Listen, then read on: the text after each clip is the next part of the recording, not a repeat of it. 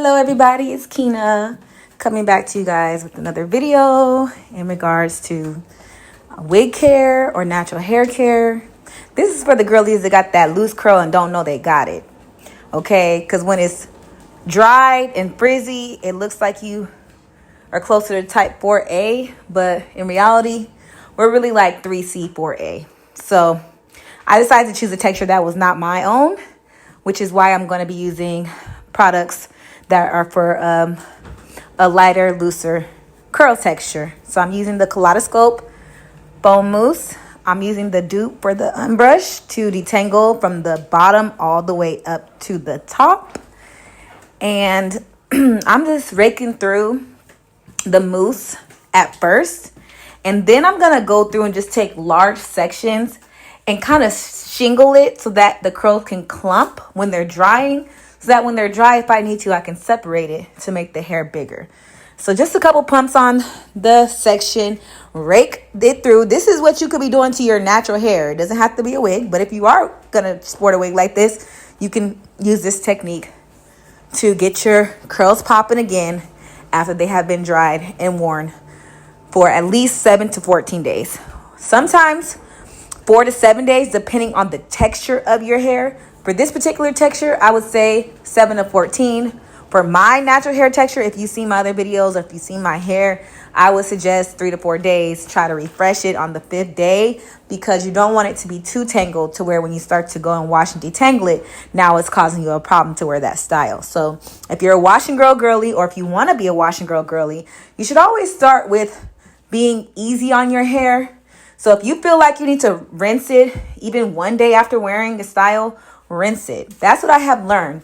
What I have learned with my own natural hair, that is if a product doesn't work or I don't like a product or it's just not going for the style, I'm immediately going to wash it out because I know that the longer I keep it in my hair, the longer I have a chance to have my hair to get damaged.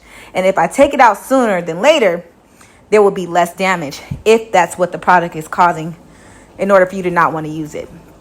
But as you can see, I'm just using water and mousse. A lot of us curly girls can get away with this. I could do a mousse, but I prefer not to do a mousse just because I like to have a hard hold on my curls. So that way when I separate them, if they're even wavy and not curly, that is still not going to frizz up. The whole point is to get your hair to look how it looks when it's wet. When it becomes dry, it should look exactly how it looks wet, except of course more shrunken, more tight on the curls if you have a tighter texture. And if you have a looser texture, it should look more full. Originally, when you put the product on, when you have a thinner texture, it's gonna look like your hair is thin and stringy and that you have these big old clumps of curls. But what reality is when it's dry, that's when it will swell up and allow your hair to have more volume. So if you already have volume naturally or natural dense hair, it's better to have your hair stringy looking when it's wet or what they call thin looking. In all actuality, it's not. Obviously, people that have type 4 hair and beyond would know exactly what I'm referring to. So at this point, I done got all the product through the entire head of my hair, my wig. And I'm just thinking about going in and figuring out how I'm going to shingle. Now, there's a couple ways you can shingle. You could shingle doing the twist all the way down to the roots, to the ends of the hair, or you can just shingle it once, or you can shingle it twice. Shingling is basically twirling it around your finger. So as you can see, you'll see that I've done a whole bunch of different methods. Another method of shingling is not shingling it out, twisting it at all. It's just pulling apart small pieces so that when the hair dries, it'll be separated. So that's the whole point of shingling. It's just to separate the hair so it's not in one huge clump. So like I said, this is a looser texture, so I really don't have to do too much shingling if I don't want to. But I am just going to go in and do some quick shingling just so that when it's dry, I can have the ability to pull it apart, to make it more fluffy and more big, or to leave it how it is and let it dry on its own and take its own form when it's done fully drying. Now, normally for my natural hair, I know y'all know if y'all see my videos, if you watch my content, I tell y'all, for anybody that has 3C to type 4 hair, it's better for you not to put any kind of heat on your hair, including a blow dryer.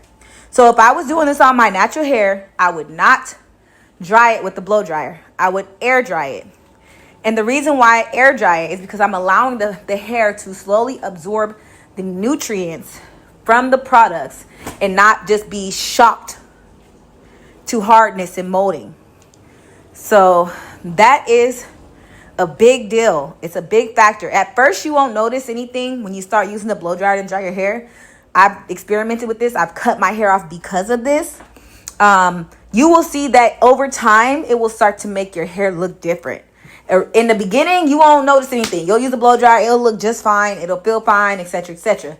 But over time, using that blow dryer can definitely cause some heat damage. At a minimum, but it still can cause heat damage. So it is your choice on how you want to dry your hair. But my recommendation is if you're doing this on your natural hair, that you really should let it air dry. And the best way to do that is to wash your hair.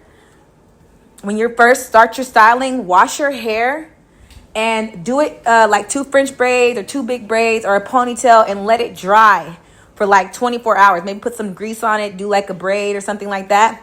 And then the next day when your hair is halfway dry and it's just damp, then you can apply the products and let your hair dry fully because it won't take as long to dry at that point.